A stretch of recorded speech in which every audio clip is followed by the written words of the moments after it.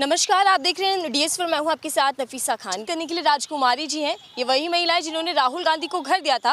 राहुल गांधी की न्याय की लड़ाई में ये साथ खड़ी हुई थी। कैसे देख रही हैं आप इस पूरी राजनीति को जो बदल चुकी है दिल्ली की, खासकर केजरीवाल जो गिरफ्तार हो चुके हैं, उनकी गिरफ्तारी को आप कैसे देख रही हैं? देखिए, चाहे वो अपना दुश्मन ही हो, आप कह रही हैं वो विरोधी हैं, ठीक है। अगर कोई धर्म संकट में है, किसी के साथ अत्याचार किया जा रहा है, किसी को नाजायज़ फंसाया जा रहा है, रात को गिरफ्तार किया जा रहा है बंगले से, तो इस देश में हम लोग रहने वाले हैं, तो जिसके साथ गलत होगा हम लोग उसके साथ खड़े हैं। हमारा ना कोई दुश्मन है, ना हमारा कोई दोस्त है। एक विचार की लड़ाई है, विचारधारा की लड़ाई है राजनीतिक में। तो जहाँ जिसके साथ गलत होगा वहाँ हमारी हाईकमान खड़ी है, तो हम लोग भी साथ खड़े हैं। ये तो जो मैटर चल रहा है।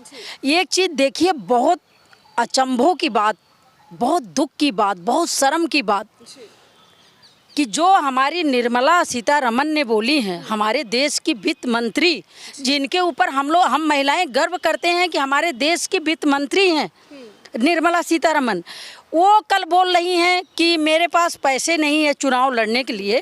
तो ये बहुत शर्म की बात है, बहुत दुख की बात है, बहुत चिंता की बात है। देश के लिए बहुत अचंभों की बात है कि एक वित्त मंत्री कह रहा है कि हमारे पास पैसे नहीं है। तो मैं निर्मला सीतारमण से कहना चाहती हूँ कि आपके ऊपर हम लोग गर्व करते हैं, आपके ऊपर हम लोग नाज करते हैं, शान करते हैं कि आप हमारे देश के वित्त मंत्री हैं। जब ऐसी हालत हमारे देश के प्रधानमंत्री आपकी बना रखे हैं, तो आप एक बार थोड़ा देश की महिलाओं के ऊपर भी रहम करें कि हम गरीब पब्लिक के हाथ में कटोरा आ गया है। और वो जो बात हम लोग रोज़ गला फाड़ फाड़ के चिल्ला रहे हैं कि देश की पब्लिक को, बहनों को, बेटियों के हाथ में कटोरा आ गया है, वही शब्द देश की वित्त मंत्री बोल रही हैं। तो वित्त मंत्री से मैं कहना चाहती हूँ कि जब आपकी ऐसी हालत है, ऐसी दुर्दशा है, आपके ज़बान से ऐसा शब्द निकल रहा है कि आपके पास पैसे नहीं है, तो मैडम एक बार सोचिए कि देश की पब्लिक की क्या हाल है। भाजपा के लोगों का है, आप सिलेंडर पे बात मत कीजिए, पेट्रोल पे बात ना करें, शिक्षा पे बात ना करें, महंगाई पे बात ना करें, नौकरी पे बात ना करें, रोजगार पे बात ना करें। सिर्फ जो भाजपा के अंधभक्त हैं वो सिर्फ विश्व गुरु की बात करते हैं, बस भाजपा भाजपा भाजपा। उनको देश से मतलब नहीं है। वो अंधभक्तों की एक पट्टी लगा चुके हैं कि जो उनको कुछ भी होता है, देश में प्रलय आ जाए, उनको कुछ मतलब नहीं है। तो मैं भाजपा के लोगों को कहना चाहती हूँ कि आपके प्रधानमंत्री, जब हमारी देश की वित्त मंत्री की ऐसी हालत है, तो आप लोग भी थोड़ा सा सपोर्ट में खड़े हों, थोड़ा आप लोग भी ये बोलें कि हाँ, जब देश की वित्त मंत्री की ऐसी हालत है तो गरीब पब्लिक की क्या हाल है। तो मैं अंधभक्तों से कहना चाहती हूँ कि देश की लड़ाई हम लोगों की कोई पर्सनल लड़ाई नहीं है, विचारधारा की लड़ाई है। देश की पब्लिक अलग रोए, ना सिलेंडर की बात करो, ना पेट्रोल की बात करो, ना डीजल की बात करो, ना महंगाई की बात करो, ना रोजगार की बात करो। आखिर हम क्या बात करें? जो अगर आवाज़ उठाता है उसके लिए ईडी, उसके लिए सीबीआई, उसके लिए जेल, उसके लिए नोटिस। हम काम की बात ना करें, सिर्फ जय जयकार करें भाजपा भाजपा भाजपा, तब प्रधानमंत्री जी खुश हैं और प्रधानमंत्री के जो अंधभक्त हैं। तो मैं भाजपा के वर्करों से एक बात कहना चाहती हूँ और पूरे देश की महिलाओं से मैं एक अनुरोध करती हूँ, रिक्वेस्ट करती हूँ, एक अपील कर रही हूँ। जो भाजपा की महिलाएं हैं, भाजपा के लोग हैं, उनसे भी कहना चाहती हूँ कि देश के प्रधानमंत्री जी कहते हैं कि अब की बार 400 पार कहते हैं। मैं आप लोगों से पूछ रही हूँ, कहते हैं देश के प्रधानमंत्री जी सीना ठोकते हैं अब की बार 400 पार, लेकिन कैंडिडेट किसके होना चाहिए? कांग्रेस के कैंडिडेट कांग्रेस के हों, और प्रधानमंत्री सीना ठोकते हैं अब की बार 400 पार। का दामन भी तो छोड़ कर जा रहे हैं ना उधार। मेरी बात सुनिए, प्रधानमंत्री जी अब की बार 400 पार, कैंडिडेट कांग्रेस के उधार, कांग्रेस से उधार। अरे प्रधानमंत्री जी, शर्म करो। जो 20 साल से तुम्हारे भाजपा में लोग रात दिन एक कर दे रहे हैं, जो तुम्हारा गुणगान गाते हैं, उनके साथ क्यों अत्याचार कर रहे हो? कैंडिडेट कांग्रेस से उधार लो और 400 पार करो। तो जो 20-20 साल से तुम्हारे वर्कर हैं, महिलाएं हैं, वो क्या करेंगी? जितने कांग्रेस के भगौड़े भागे हैं, जो कांग्रेस पार्टी को धोखा दे के भागे हैं, जो कहते हैं बहुत बड़े लीडर हैं, मैं उन लीडरों से पूछना चाहती हूँ कि कांग्रेस ने ही आपको बड़ा आदमी बनाया, कांग्रेस ने ही आपको मान सम्मान दिया और कांग्रेस को छोड़ के आप लोग भाग गए भाजपा में। तो जितने भगौड़े हैं उन सारे भगौड़ों को प्रधानमंत्री जी टिकट दे रहे हैं। तो मैं अभी भी भाजपा के वर्करों से कह रही हूँ कि अपने प्रधानमंत्री के ऊपर नज़र रखिए, निगरानी रखिए कि अब की बार 400 पार कैंडिडेट कांग्रेस से उधार। तो क्या बीजेपी के पास उम्मीदवार नहीं है, लोग नहीं है? मैं मीडिया से पूछना चाहती हूँ, बीजेपी के पास कौन सा कैंडिडेट है? कांग्रेस से उधार क्यों लिया जा रहा है?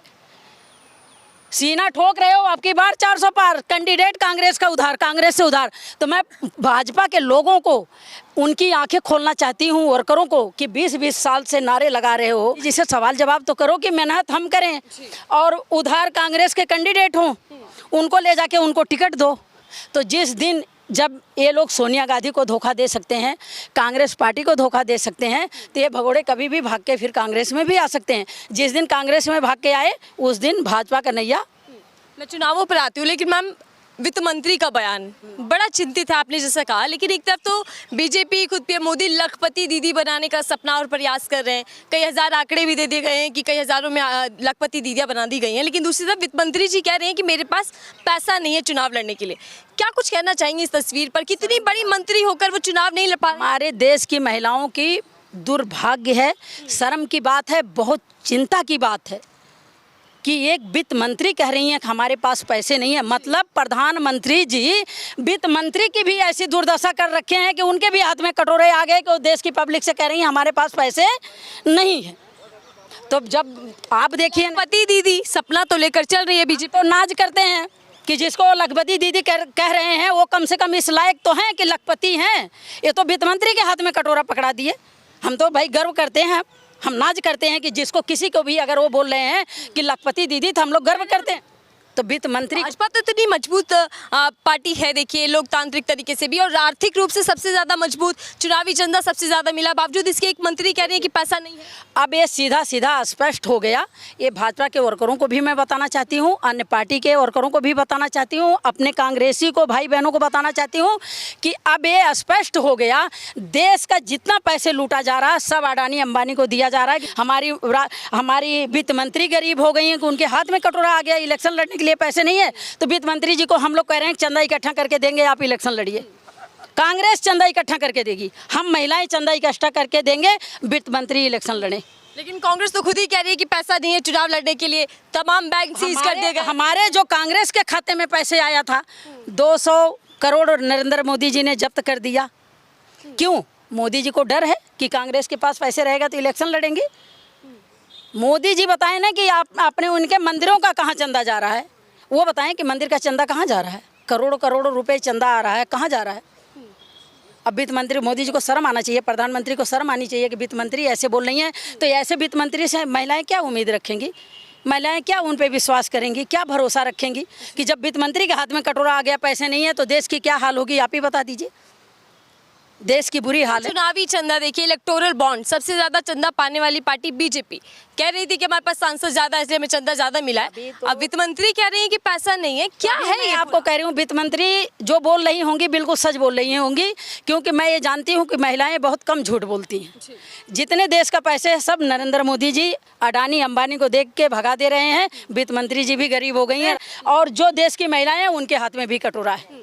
तो वित्त मंत्री जी के साथ हैं। अगर वो बोलें तो हम लोग घर घर जाके चंदा इकट्ठा करके वित्त मंत्री जी को दे रहे हैं, वित्त मंत्री इलेक्शन लड़ें, निर्मला सीतारमण इलेक्शन लड़ें, चंदा इकट्ठा करेंगे उनकी। हाँ, वित्त मंत्री बोले टीवी में जैसे बोली है मेरे पास पैसे नहीं है, हम लोग तो शर्म से डूब गए, देश की महिलाएं शर्म से डूब गई। ऐसे वित्त मंत्री पे कौन बयान उन्होंने दिया कि मैं इन राजनीति से थोड़ा सा दूर रहना चाहती हूँ, जहाँ पर धर्म जाति पात की सबकी राजनीति होती है, उसको आहत। अब आप लोगों को समझना चाहिए, देश की जनता को समझना चाहिए, भाजपा वालों को समझना चाहिए, भाजपा के वर्करों को समझना चाहिए। वो अपने दिल की एक दर्द बयां कर रही हैं कि मैं ऐसी राजनीति से दूर रहना चाहती हूँ कि जहाँ इतने तगड़े घोटाले हों, जितना मंदिरों को भगवान के नाम पे घोटाला किया जाता हो, अत्याचार किया जाता हो, देश की संपत्ति बेच दिया जाता हो, रेलवे बेच दी जाती हो, एयरपोर्ट बेच दिया जा रहा हो, LIC बेच दिया जा रही हो, सरकारी संपत्ति बेच दिया जा रही हो। इस बात की उनको तकलीफ है, इस बात की तकलीफ है निर्मला सीतारमण को, इसलिए वो कह रही हैं कि मैं ऐसी राजनीति से दूर रहना चाहती हूँ। इस बात का मैं उनका समर्थन देती हूँ कि आप बिल्कुल सच बोले कि जिस पार्टी में अत्याचार हो, महिलाओं का सम्मान ना हो, घोटाला हो, झूठ बोला जा रहा हो, झूठ के दम पे देश चलाया जा रहा हो, ऐसी पार्टी को छोड़ ही देना अच्छा है। चलिए ठीक है, दूसरी तरफ हम बातचीत कर रहे थे कि एक तो चुनाव नजदीक है, चुनावों से पहले जो आपके विपक्षी बड़े नेता हैं केजरीवाल, वो जेल के अंदर है, मुश्किलें बढ़ गई हैं। क्या विपक्षी गठबंधन क्या करेगा, इंडिया अलायंस क्या करेगा? देखिए, देश की पब्लिक को पता है, आप टीवी में देख रही होंगी, तो पब्लिक पागल हुई है कि जो केजरीवाल के साथ हुआ वो गलत हुआ। पब्लिक बोल रही है, हमारी आप मत सुने, हाँ पब्लिक की आवाज़ सुने कि दिल्ली की पब्लिक क्या चिल्ला रही है कि जो भी हुआ है केजरीवाल जी के साथ गलत हुआ है और इसका सबक हम मोदी जी को इलेक्शन में देंगे, तो पब्लिक देगी। ये तो सच्चाई है। देखिए, हम बोल रहे हैं कि हम लोगों की कोई पर्सनल दुश्मनी किसी से नहीं है, पर्सनल लड़ाई नहीं है, एक विचारधारा की लड़ाई है। जहाँ आप गलत करोगे वहाँ बगावत करेंगे। आज केजरीवाल पेशी से पहले भी बोल कर गए हैं कि पूरा राजनीतिक षड्यंत्र है और इसका जवाब दिल्ली की जनता, पूरे देश की जनता देगी। ये तो देश की पब्लिक को पता है, ये भाजपा वालों को भी पता है कि राजनीति है। जो आवाज़ उठा दिया प्रधानमंत्री जी को, गृह मंत्री जी से कोई अगर सवाल जवाब कर लिया तो शाम को ही उसके घर पे नोटिस, ईडी, सीबीआई, जेल सब हो जाएगा। डर के मालिक कितने लोग अपने आप भाग के जा रहे हैं। तो एक चीज़ मैं प्रधानमंत्री जी से पूछना चाहती हूँ, चाहे अन्य पार्टी हो, चाहे कांग्रेस की पार्टी हो, अगर वो लोग भ्रष्टाचारी थे तो उन भगौड़ों को आप क्यों ले रहे हैं? भगाइए उनको। वो देश की राजनीति करने के लायक नहीं है, हिंदुस्तान की राजनीति करने के लायक नहीं है, तो फिर आप क्यों उनको टिकट दे रहे हैं? क्या भ्रष्टाचारी ही आपको पसंद है? भ्रष्टाचारियों के साथ मिलकर देश को लूटेंगे? तो वो प्रधानमंत्री जी को ये सब सोचना चाहिए। और मुहिम तो चलाई जा रही है कि भ्रष्टाचारी अब जेल के अंदर होंगे, पाई पाई का हिसाब लिया जाएगा। एक बार हर चीज़ का देखो अंत होता है।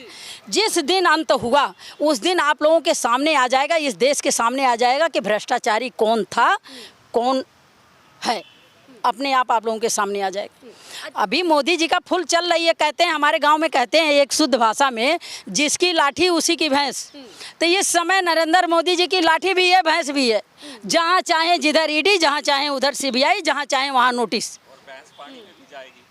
तो जिस दिन इनकी भैंस पानी में जाके बैठी न, उस दिन सारी नैया डूब जाएगी, भाजपा छितर लितर हो जाएगी। एक बार 70 साल में वापस आएगी, अब 70-100 साल में नहीं आएगी, भाजपा वापस नहीं आई। इसी तरफ आज आप समर्थन में खड़े केजरीवाल के। केजरीवाल कल तक आप ही पर आरोप लगाया करते थे कांग्रेस भ्रष्टाचारी है, जेल में डालिए। आप सुनिए, केजरीवाल जी की अपनी सोच थी, अपना विचार था। हमने क्या बोला कि राजनीति में किसी की पर्सनल दुश्मनी नहीं है, एक विचारधारा की दुश्मनी है। अगर केजरीवाल जी के साथ गलत हो रहा है तो भाई देखो, विचारधारा की लड़ाई है, हम लोग साथ हैं। तो आप न्याय दिलाने के लिए साथ हैं या मजबूरी का सौदा? क्योंकि गठबंधन कोई मतलब ही नहीं है कि हमें कोई मजबूर थोड़ी कह रहा है कि आप हमारे पास आओ। हमें कोई सीबीआई थोड़ी भेज रहा है, ईडी थोड़ी भेज रहा है, नोटिस थोड़ी भेज रहा है। हम अपनी मर्जी से, जब हमने बोला ना कि विचारधारा की लड़ाई है, केजरीवाल जी के साथ गलत हो रहा है, तो हम लोग साथ हैं। अगर पब्लिक के साथ भी ऐसा होगा तो हम लोग साथ हैं। और राहुल गांधी 24 घंटे पब्लिक के साथ हैं। आपने राहुल गांधी जी को घर का ऑफर दे दिया था जब उनका घर छीन लिया गया था, संसद दी गई थी। अब क्या करेंगी केजरीवाल के लिए? उनकी पत्नी सामने आ रही है संदेश लेकर, कैसे समर्थन देंगे आप? देखिए, समर्थन जो गठबंधन है वो तो समर्थन है, लेकिन पब्लिक की आवाज़ है। हम लोग भी ऑफिसों में बैठते हैं, पब्लिक सुबह से शाम तक आती है। पब्लिक ये कह रही है कि अब की बार मोदी जी को सबक सिखाना बहुत ज़रूरी है, क्योंकि ये जिसको चाहेंगे उसके घर पे ईडी, जिसको चाहेंगे वहाँ सीबीआई, जहाँ चाहेंगे वहाँ नोटिस, इनकी पूरी गुंडागर्दी चल रही है। राहुल जी ने बोला कि शक्ति का इस्तेमाल कर रहे हैं, तो शक्ति का मतलब मोदी जी तेज आदमी, झूठा आदमी। राहुल जी के कहने का मतलब था कि हमारे देश के प्रधानमंत्री अपनी शक्ति, अपनी पावर इस्तेमाल कर रहे हैं। शक्ति का मतलब कि अपनी पावर, अपनी कुर्सी का इस्तेमाल कर रहे हैं, जो वो हर जगह ईडी और सीबीआई और नोटिस भेज रहे हैं। लेकिन ये झूठा प्रधानमंत्री, ये तो बिल्कुल उस बात को घुमा देते हैं। यहाँ भी कहा जा रहा है कि भ्रष्टाचारियों पर कार्यवाही की जा रही है। पूरी लड़ाई जो भ्रष्टाचार के खिलाफ है, विपक्षी नेताओं के खिलाफ नहीं है। वो कहते हैं कि ऊपर वाले के घर में देर है, अंधेर नहीं है। अब वो धीरे धीरे प्रधानमंत्री जी को इसका सबक अपने आप देश की जनता देगी। देश की जनता इसका उनको सबक सिखाएगी। में माहौल बन पाएगा? गठबंधन में आप हैं दिल्ली के अंदर भी, क्या माहौल में पक्ष में बन पाएगा? आप लोगों के वोट पड़ेंगे? आपके सामने हम लोग सीट निकालेंगे, आप देखना दिल्ली की सीट आपके सामने निकलेगी। जिस तरीके से ये काम कर रहे हैं कि जहाँ मर्जी ईडी, जहाँ मर्जी सीबीआई, जहाँ मर्जी नोटिस, जिसके मर्जी जेल भेज दे रहे हैं, इसका सबक मोदी जी को इसी इलेक्शन में मिल जाएगा। ज़्यादा घबराने की बात नहीं है, पब्लिक सब देख रही है। ठीक है, मैं आखिरी सवाल ले रही हूँ क्योंकि केजरीवाल और केजरीवाल की जो पार्टी के तमाम नेता हैं वो बार बार कह रहे हैं कि केजरीवाल से डरती है बीजेपी, मोदी सरकार, इसीलिए देखिए ठीक चुनावों से पहले जेल के भीतर कर दिया। क्या आपको भी लग रहा है कि अब विपक्षी गठबंधन से कहीं ना कहीं भाजपा में डर है, इसीलिए 400 प्लस का जो टारगेट है उससे पहले ही एक के बाद एक बड़े एक्शन लिए जा रहे हैं? जी बिल्कुल, 100%। मोदी जी जिससे डरते हैं उसी के घर पे ईडी, उसी के घर पे सीबीआई, उसी के घर पे नोटिस, उसी को जेल भेज दे रहे हैं। जहाँ जिससे वो डरते हैं उसी को जेल भेज रहे हैं। तो ये डर है ये मोदी जी की। हमें क्या लगता है कि और ये डर कायम रहे, मोदी जी को बरकरार रहे ये डर उनको। और 400 पार। वोटिंग से पहले आपके नेता जेल के अंदर है, मैं वही समझना चाह रही हूँ बीजेपी को कैसे देंगे टक्कर? क्या कर सकता है डरा हुआ इंसान, क्या कर सकता है? अगर मैं आपसे डरती हूँ तो मैं तो यही सोचूंगी कि आपको मेरी नज़रें से अंध कर दो कि ताकि ना आप मेरे सामने न आए। तो वही मोदी जी को डर है। मोदी जी से जहाँ जहाँ घबरा रहे हैं उनको जेल कर रहे हैं। और मैं फिर दोबारा कह रही हूँ कि 400 पार कैंडिडेट कांग्रेस से उधार, ये नरेंद्र मोदी को बता रही हूँ कि नरेंद्र मोदी जी, आपने एक अलग ही नारा दे दिया। जी 400 पार कैंडिडेट कांग्रेस के उधार। ये मोदी जी के पास कोई नहीं है। कांग्रेस के कैंडिडेट ले जाएं, इलेक्शन लड़े, और जिस दिन यही कैंडिडेट वापस आए वो 100 साल तक नहीं आएंगे, 70 साल की। तो चलिए ठीक है, राजकुमारी जी से हम चर्चा कर रहे थे, बातचीत कर रहे थे कि वो राहुल गांधी के साथ तो खड़ी थी, लेकिन क्या आप केजरीवाल के समर्थन में भी वो साथ हैं? और देखिए, एक तरफ आम आदमी पार्टी पर, केजरीवाल पर संकट मंडराया हुआ है, सियासी जो उनकी पार्टी पर इस वक्त मुसीबत छाई हो, लेकिन दूसरी तरफ इंडिया अलायंस उनके साथ खड़ा है। इंडिया अलायंस महारैली भी करने वाला है। अब देखना ये होगा कि आगे राजनीति किस तरीके से बढ़ती है और क्या इंडिया अलायंस एक मजबूती के साथ चुनावों में उतरेगा। फिलहाल दीजिए।